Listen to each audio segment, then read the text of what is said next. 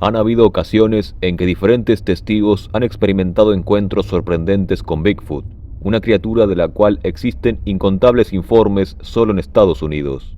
Pero en otros casos, sin embargo, los mismos testigos o investigadores posteriores al avistamiento, por diferentes motivos, no han estado tan seguros de que lo que han visto haya sido solo un típico Bigfoot, sino algo bastante diferente.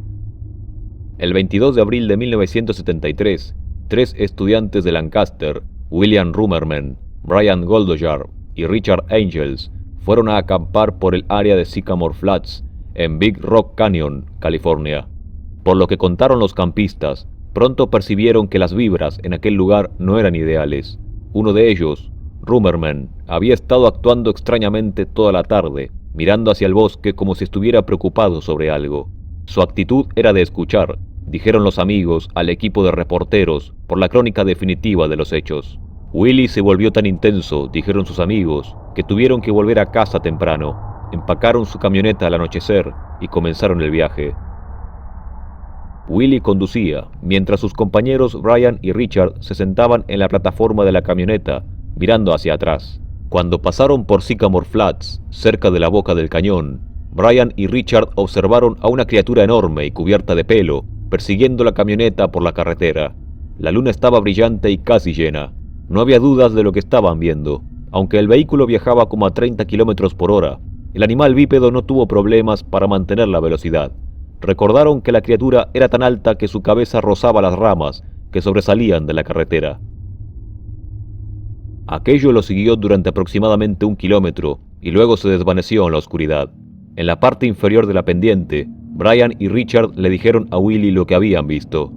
Al día siguiente, los 3 campistas volvieron por el cañón y pararon muy cerca de donde habían visto la criatura la noche anterior. En la zanja que corría paralela a la carretera, encontraron huellas gigantescas, cada una de casi 60 centímetros de longitud. De vuelta a casa, dibujaron bocetos de lo que habían visto. Luego comenzaron a trazar un contorno de tamaño natural en un gran trozo de cartón. Pegaron 2 piezas juntas, luego otra. Cuando terminaron, cortaron la figura y la pintaron con aerosol negro. El grupo logró reconstruir su estatura, tomando como referencia las ramas de los árboles que el monstruo alcanzó a rozar con su cabeza.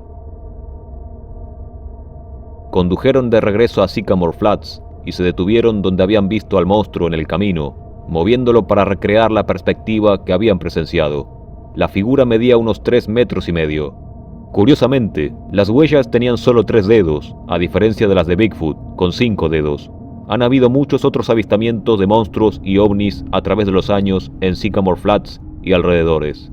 Al parecer, es un punto de actividades extrañas, incluido un caso en el que se registraron extraños sonidos mecánicos que provenían del suelo. El periódico de Montana, Great Falls Tribune, del 26 de agosto de 1977, sorprendió a más de un lector con un título y una historia muy intrigantes. Una criatura peluda, color canela, de 4,5 metros de estatura, cargó contra 3 hombres de Great Falls, luego de que dispararan un tiro de advertencia la madrugada del sábado, dijo uno de los hombres en la entrevista de la semana. Los hombres estaban con un grupo de 5 personas que acampaban en el cañón Belt Creek, a unos 8 kilómetros hacia Monarch. El sargento Fred C. Wilson dijo que estaba acampando con 2 hombres que trabajaban para él, un sobrino y su hermano pequeño, en el programa Big Brothers. El grupo acampó un viernes sobre una colina. Cuando una tormenta se desató, a las 2 de la madrugada del sábado, el grupo decidió cargar sus pertenencias a los vehículos y volver a Great Falls. Debido a que había niños, los hombres no habían estado bebiendo. Escucharon un ligero ruido cuando estaban cruzando una pastura para vacas, pero no pensaron en nada. Los niños habían cruzado una cerca de alambre de púas a través de la carretera, hacia los vehículos. Wilson y 2 compañeros estaban cruzando la cerca, cuando uno de sus compañeros escuchó un ruido y miró hacia atrás. «¿Qué es eso?», preguntó. Wilson dijo que iluminó con su linterna a una criatura peluda, color canela, que se balanceaba con el viento, junto a un sauce que Wilson le estimó unos 4,5 metros de altura. Dijo que esa criatura era tan alta como ese árbol, o un poco más alta. Luego, Wilson dijo que la criatura desapareció entre los árboles. Uno de los hombres disparó 2 escopetazos para ahuyentarlo. Wilson saltó la cerca rasgando sus pantalones. Su vehículo estaba a 150 metros de distancia. Cuando estaba a 3 metros del vehículo, dijo, la criatura embistió. Se veía como un camión viniendo a nosotros, dijo Wilson. Daba zancadas de 12 metros. El sargento dijo que cuando subió al vehículo y se alejó, la criatura estaba a 6 metros de distancia. Mientras miraba hacia atrás, dijo, vio la cabeza de la criatura que miraba sobre un terraplén. Era espantoso. Tenía ojos pequeños de tipo simiesco, nariz aplanada y colmillos como caninos que se mostraban cuando tenía la boca abierta. Su rostro estaba completamente cubierto de pelo. La cabeza era oblonga. Uno de los compañeros de Wilson dijo que la criatura se parecía al mono gigante de Star Wars. El sargento dijo que no disminuyó la velocidad hasta que regresó a Great Falls. Cuando volvió al sitio al día siguiente, encontró solo una huella en el lecho fangoso de un arroyo. La pista, mal definida, tenía 17 centímetros de profundidad. Las huellas de ganado cercanas tenían solo 7 centímetros de profundidad. Wilson dijo que podía colocar sus 2 zapatos talla 11 en la huella. No tomó fotos ni yesos porque la huella estaba muy mal definida. Los integrantes del grupo no reportaron el incidente porque pensaron que nadie les creería, dijo Wilson.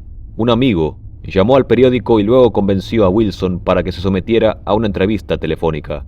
Los 2 acompañantes adultos de Wilson confirmaron su historia, pero no permitieron ser identificados. Dijo que tuvo la intención de acampar en el lugar otra vez, con la esperanza de poder fotografiar a la criatura. Sasquatch Chronicles es un podcast dedicado especialmente a los testigos que deseen compartir sus encuentros con Bigfoot y entidades semejantes, además de informar sobre todo lo que respecta a estas criaturas.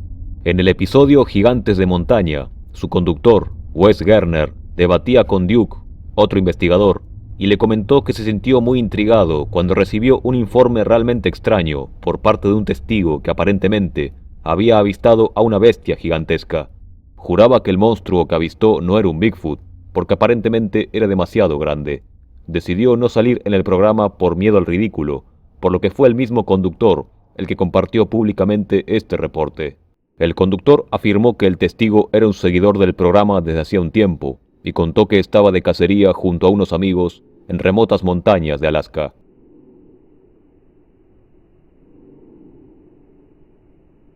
I have gotten some, going back to some of the reports I've gotten, I think as long as I've been doing this, I think I've gotten maybe 3 total. And one I can really think of was in Alaska, believe it or not, and the guy was hunting. And he said, Wes, I've been listening to your show for a long time. He didn't want to come on the air. He said, I think what I saw was something else. And I go, well, what did you see?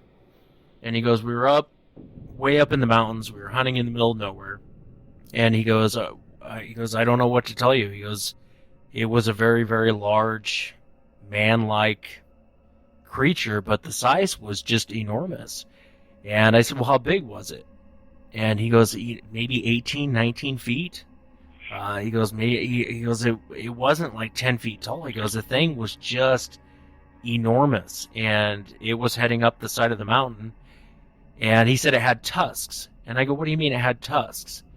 And he goes, well, it had like lower canines, and it had tusks. He goes, I don't know what to tell you. It had tusks. He goes, I'm not crazy. I've never seen a Sasquatch. He goes, I don't think this thing was a Sasquatch, but it was huge. He goes, it's way out of the perimeter of, 8, 9, 10 feet tall. He goes, this thing was a monster. And he goes, I was terrified when I saw it, and I saw it from a distance, and I went the opposite direction. He goes, I can't tell you where it went. I can't tell you. He goes, but it was huge. And what was interesting about that particular encounter is the guy wasn't trying to sell me on anything. He didn't want to come on the show. He just wanted to relay this to me. And one of the things he said, he goes, I don't think it was a Sasquatch. He goes, it was just too big. He goes, I don't know what it was. I was not hallucinating. He's like, I wasn't drinking. I didn't smoke anything. I don't do drugs. He goes, but I'm telling you, this thing was a freaking giant. He goes, I don't know what else to tell you. And so I've gotten, and it's very few, like I said, maybe 2 or 3 reports I've gotten of these things. And generally speaking, those people don't want to come on the air because he said it's so, he goes, I don't think anyone would believe me. And I kind of believe this guy. I mean, When you look at some of the old Native, especially the Native American stories, you almost kind of get a sense they're talking about two separate things. They're talking about Sasquatch here, but they're talking about something else over here.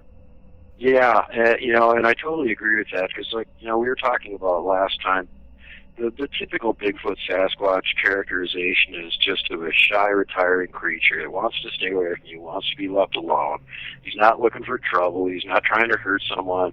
As long as you're not in his territory making a big mess and causing problems for him, he's just going to try and stay away from you. And these things have exactly the opposite sort of behavior. They're not at all afraid of people. They'll come out looking for trouble. They don't really care if you see them or not. They'll just stamp on you.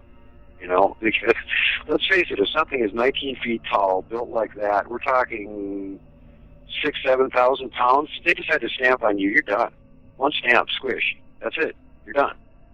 I agree. And the other thing I will say that's consistent between the reports I've gotten, off the 2 or 3 reports I've gotten, I think each person said it had tusks, which threw me off. Because one of them said that it had huge teeth coming out, like, I said, like elephant tusks? And he said, no, I think it was its teeth. He goes, I think it was bottom canine teeth that were sticking out. And he goes, it kind of looked like tusks.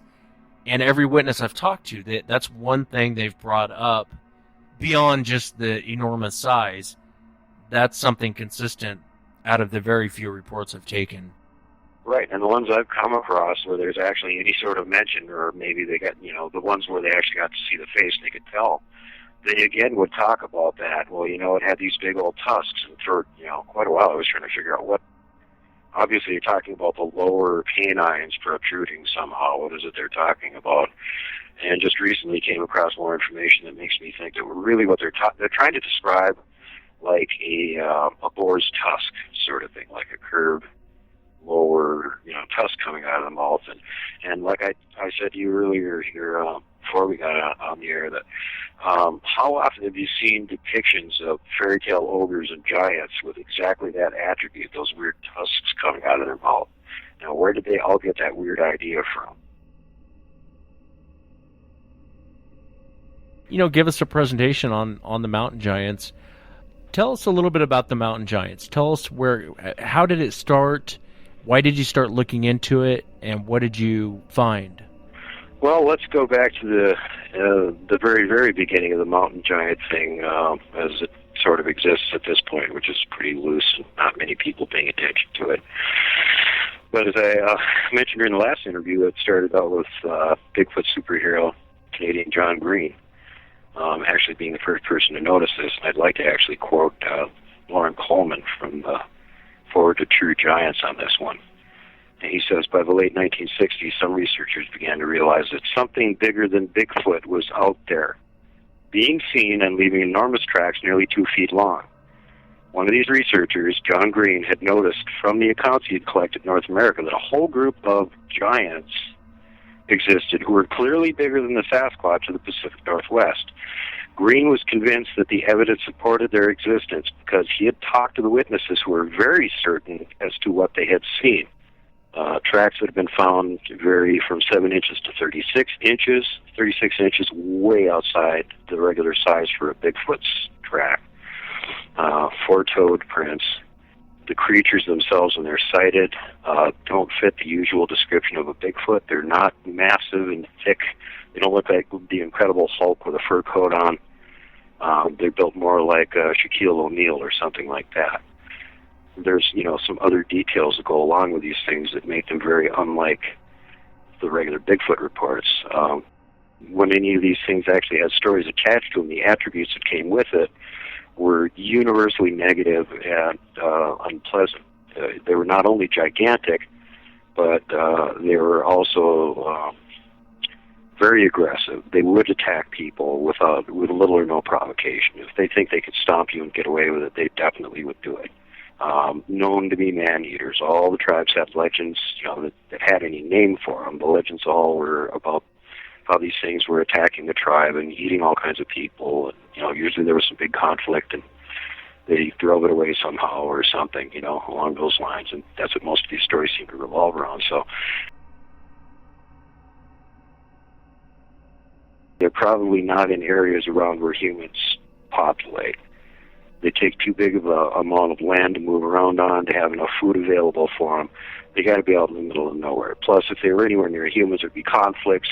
People would be disappearing on a regular basis. It would become quite noticeable, and suspicion would be cast in the direction of something unusual going on. So, I think that they are still around. They're very rare. They live in predominantly mountainous or extremely heavily wooded areas. I've got it on some pretty good, believable witness accounts that they're still up in Alaska.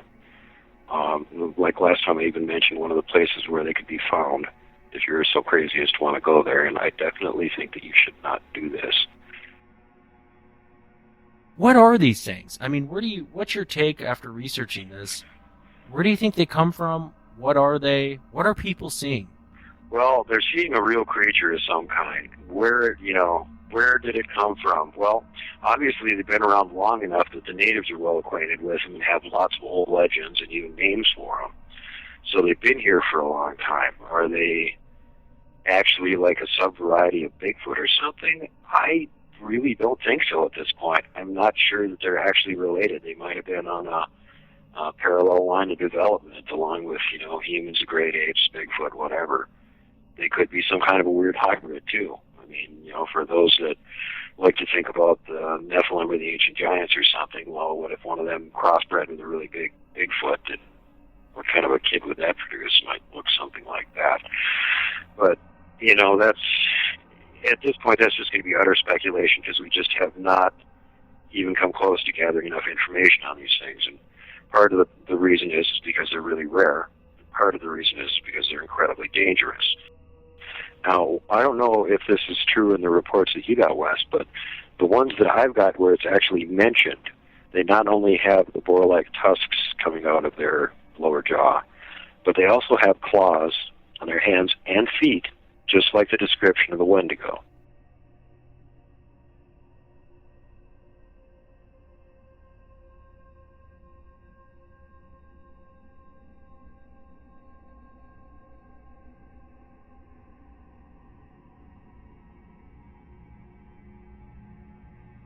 The pictures that you're going to post for everybody to take a look at were collected right here in Montana, about 30 miles from where I'm sitting right now, in a tiny little deserted ghost town called Coloma, which was a mining town.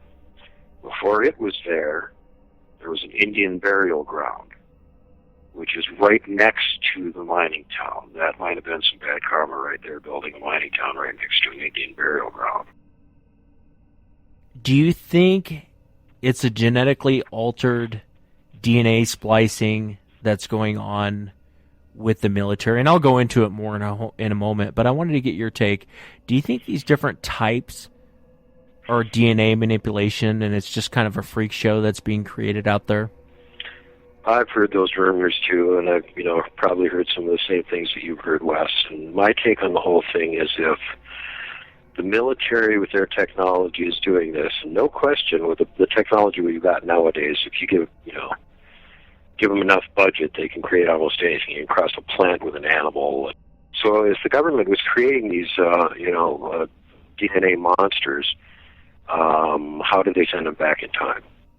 Because these things have been spotted for way before there was even white men here, and they just seem to be indigenous to the area.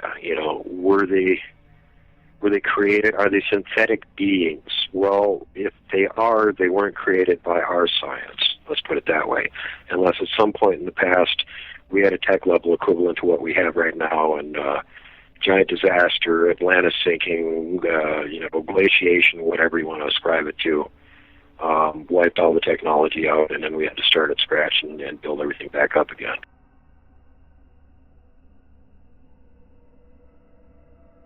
Entonces, los gigantes de montaña se diferencian de Bigfoot por ser el doble de altos, por su agresividad, por poseer largos colmillos y menos dedos en los pies, o al menos estarían atrofiados, y por ser mucho más raros de avistar. Podrían ser estos gigantes producto de hibridaciones, tal vez como los Nephilim, y por tal motivo, posean características tan extrañas.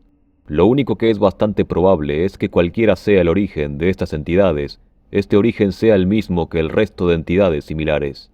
Wes y Duke no dudan demasiado de que los gigantes de montaña existen y que aún habitan las regiones más desoladas de Norteamérica.